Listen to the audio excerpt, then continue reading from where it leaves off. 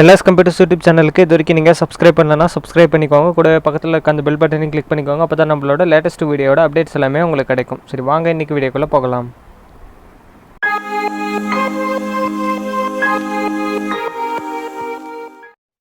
தாய் தமிழ் உறவுகள் அனைவருக்கும் வணக்கம். நான் திலீபன் எல்எஸ் கம்ப்யூட்டர்ஸ் யூடியூப் சேனல்லேருந்து இந்த வீடியோவில் அதை பற்றி பார்க்க போகிறோம். அப்படின்னா நம்ம ஓஎஸ் இன்ஸ்டாலேஷன் பண்ணிட்டு இருக்கும்போது ஹார்ட் டிரைவ் பார்ட்டிஷன் எப்படி பண்ணுறது அப்படின்றத தான் இந்த வீடியோவில் பார்க்க போகிறோம். ஸோ வீடியோ வந்துடாமல் கடைசி வரைக்கும் பாருங்கள். வீடியோக்குள்ளே போகிறதுக்கு முன்னாடி ஒரு முக்கியமான இன்ஃபர்மேஷன், உங்களோட முக்கியமான ஃபைல்ஸ் எதனா நீங்கள் பார்ட்டிஷன் பண்ண போகிற அந்த ஹார்ட் டிஸ்கில் எதனா இருந்ததுன்னா தயவுசெய்து பேக்கப் எடுத்து வச்சுக்கோங்க. இல்லை பார்ட்டிஷன் பண்ணாதீங்க.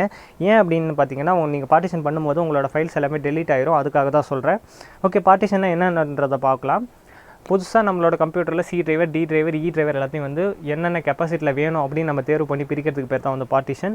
நம்ம அள்ளி இருக்கக்கூடிய சி டிரைவர், டி டிரைவர், இ டிரைவர் எல்லாத்தையும் வந்து டெலீட் பண்ணிட்டு தான் அது கிரியேட் பண்ண முடியும். அதனால தான் அந்த ஃபைல்ஸ் எல்லாம் டெலீட் ஆயிரும்னு சொன்னேன்.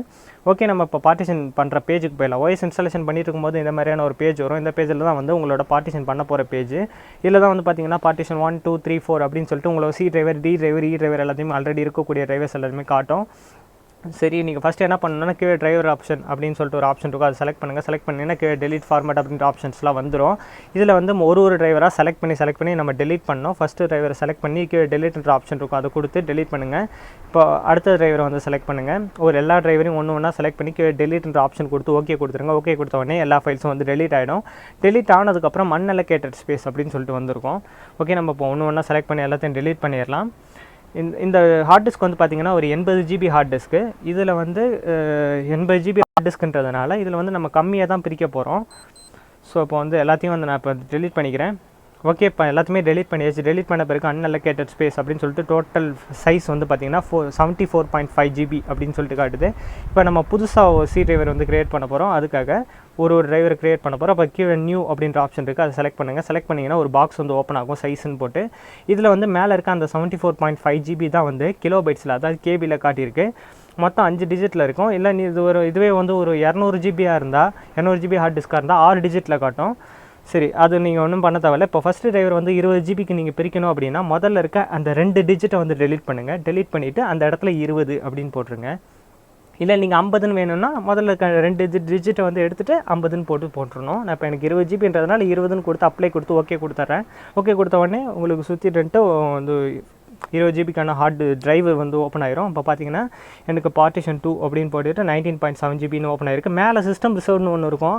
அது ஆல்ரெடி ஆட்டோமேட்டிக்காக சிஸ்டம் எடுத்துக்கிட்டு நீங்கள் அது எதுவும் பண்ண தேவையில்ல. அடுத்து மறுபடியும் அன்அலோகேட்டட் ஸ்பேஸ்னு இருக்கிற இடத்துல நியூ, அந்த அன்அலோகேட்டட் ஸ்பேஸ் மேலே வச்சு கீழே நியூன்ற ஆப்ஷன் வந்து செலக்ட் பண்ணுங்கள். மறுபடியும் அடுத்து நான் மறுபடியும் 20 GBயில் தான் ஹார்ட் டிஸ்க்கு டிரைவர் ஓப்பன் பண்ண போகிறேன். அதனால் முதல்ல இருக்க 2 டிஜிட்டை எடுத்துகிட்டு 20ன்னு போட்டு அப்ளை கொடுத்துட்றேன். ஏன் முதல்ல 2 டிஜிட்டை வந்து டெலிட் பண்ணுறேன் அப்படின்னு பார்த்தீங்கன்னா, எனக்கு 20 தான் வேணும். அதாவது 2 டிஜிட் தான், 2 0. ஸோ அதனால தான் இப்படி பிரிக்கிறேன். உங்களுக்கு 500 GB அப்படின்னு 500 GB ஹார்ட் டிஸ்க்காக இருந்ததுன்னா உங்களுக்கு வந்து அந்த முதல் 3 டிஜிட்டை எடுத்துகிட்டு 100, 200 இந்த மாதிரி நீங்கள் பிரிக்கணும். அப்படியே மீதி இருக்க எல்லாத்தையும் ஒன்று செலக்ட் பண்ணி நியூன்னு க்ரியேட் பண்ணி ஒன்று செலக்ட் பண்ணி வச்சுட்டு வாங்க. வந்ததுக்கப்புறம் பார்த்தீங்கன்னா உங்களுக்கு ஒரு லிஸ்ட் வந்துடும் மறுபடியும் பழைய மாதிரியே. முதல்ல அந்த டோட்டல் சைஸை வந்து பார்த்துக்கிட்டே வாங்க. முதல்ல ஜிபியில் எது இருக்கோ, அதாவது டோட்டல் சைஸில் ஜிகாபைட்டில் எது இருக்கோ அதை வந்து செலக்ட் பண்ணுங்கள். முதல்ல அதை செலக்ட் பண்ணி அந்த ஃபார்மேட் அப்படின்ற ஆப்ஷனை செலக்ட் பண்ணுங்கள். நீங்கள் பார்ட்டிஷன் பண்ணிட்டீங்கன்றதுனால, டெலிட் பண்ணிட்டீங்கன்றதுனால நீங்கள் ஃபார்மேட் பண்ண வேண்டிய அவசியம் இல்லை. ஆனால் புதுசாக ஓஎஸ் போடுறவங்க ஃபார்மேட் பண்ணிட்டு தான் பண்ணணும். அதனால தான் அந்த ஃபார்மேட் ஆக்ஷனையும் உள்ளார சேர்த்துருக்கேன். ஓகே, ஃபார்மேட் பண்ண முடிச்சாச்சு. இப்போ நம்ம ஓஎஸ் இன்ஸ்டால் பண்ணுறதுக்கு முன்னாடி கீழே வந்து பார்த்தீங்கன்னா டேஞ்சர் ஐக்கான் மாதிரி ஒன்று காட்டுது, அதை வந்து செலக்ட் பண்ணலாம். செலக்ட் பண்ணிட்டு உள்ளார பார்த்தீங்கன்னா Windows cannot be installed to this disk, the disk may fail soon, if other hard disks are available, install windows to another location அப்படின்னு சொல்லிட்டு காட்டுது. என்னோட ஹார்ட் டிஸ்க் வந்து கொஞ்சம் வீக்காக இருக்குது, அதனால தான் எனக்கு இந்த மாதிரி இது காட்டுது, காஷன் காட்டுது, இந்த மாதிரியான சிம்டம்ஸ் டேஞ்சர் அப்படின்னு சொல்லி காட்டுது. சரி, ஓகே, எனக்கு எந்த பிரச்சனையும் இல்லை. நான் இன்ஸ்டால் பண்ணிக்கலாம். ஏன்னா நெக்ஸ்ட் ஆப்ஷன் வரும். ஓகே கொடுத்துருங்க. நான் இப்போ ஓகே கொடுத்துட்றேன். ஓகே கொடுத்துட்ட பிறகு இப்போ வந்து அந்த ஃபஸ்ட்டு டிரைவரை வந்து செலக்ட் பண்ணி நெக்ஸ்ட்டு கொடுங்க.